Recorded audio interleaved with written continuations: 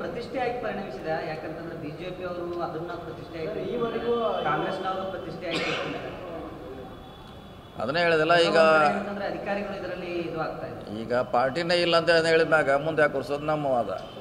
ಪಾರ್ಟಿನ ನಾನು ಆಗಿ ಹೇಳಿದ್ದಾರೆ, ಹೇಳಿದ್ಮ್ಯಾಗ ಮುಗೋದು ಅಷ್ಟಕ್ಕೆ ಅದನ್ನು ಕ್ಲೋಸ್ ಮಾಡೋದು ಬೆಟ್ರು.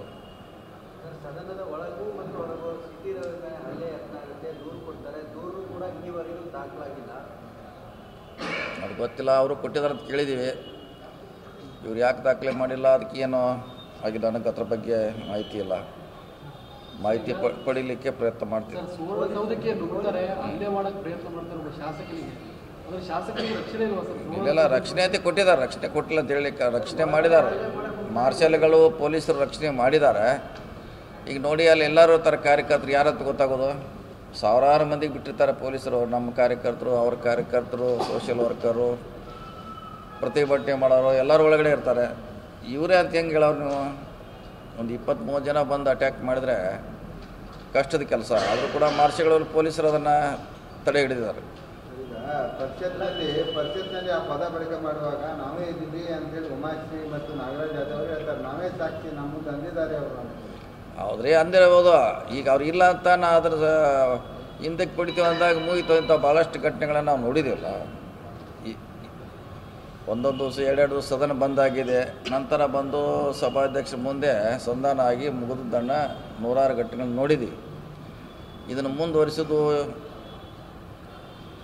ಎರಡು ಪಾರ್ಟಿಯವರಿಗೆ ಅವಶ್ಯಕತೆ ಇಲ್ಲ, ಬಿಟ್ಟು ಬಿಡಬೇಕಂತ ನಮ್ಮ ವೈಯಕ್ತಿಕ. ನಡೆದುಕೊಂಡ ರೀತಿ, ಅವ್ರನ್ನ ನಡೆಸ್ಕೊಂಡ ರೀತಿ ಪೊಲೀಸರು ನಡೆಸ್ಕೊಂಡ್ರಲ್ಲ ಸರ್, ಇದ್ರ ಬಗ್ಗೆ ತಾವೇನು ಅವರು ಹಿಂದೆ ನಾವು ಅಧಿಕಾರಕ್ಕೆ ಬಂದಾಗ ಚುಕ್ತ ಮಾಡ್ತೀವಿ ಲೆಕ್ಕ ಅಂತ ಹೇಳಿದ್ದಾರೆ.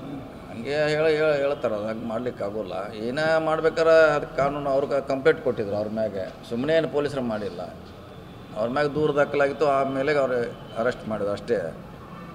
ಪೊಲೀಸರೇನು ಉದ್ದೇಶಪೂರ್ವಕವಾಗಿ ಏನು ಮಾಡಿಲ್ಲ. ನಡೆದುಕೊಳ್ಳುವ ರೀತಿ ಸರಿ ಇರಲಿಲ್ಲ, ಗುಂಡಾವರ್ತನೆ ಮಾಡಿದ್ದಾರೆ.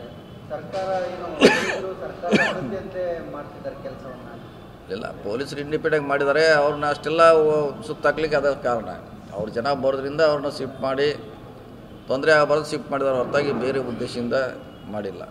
10 ನಿಮಿಷಕ್ಕೆ ಮ್ಯಾಗಿಂದ ಫೋನ್ ಬರ್ತಾ ಇತ್ತು, ಡೈರೆಕ್ಷನ್ಸ್ ಬರ್ತಾ ಇತ್ತು. ಡೈರೆಕ್ಷನ್ ಪ್ರಕಾರ ಪೊಲೀಸರು ನಡೆದುಕೊಳ್ತಾ ಇತ್ತು. ಯಾರ ಡೈರೆಕ್ಷನ್ ಅನ್ನುವಂಥ ನಿಧಾನವಾಗಿ ಹೇಳ್ತೇನೆ. ಅವರೇ ಹೇಳ್ಬೇಕು. ಈಗ ನಾವೆಲ್ಲಿ ಹೇಳೋದು ನಮಗೇನು ಗೊತ್ತಿಲ್ಲ.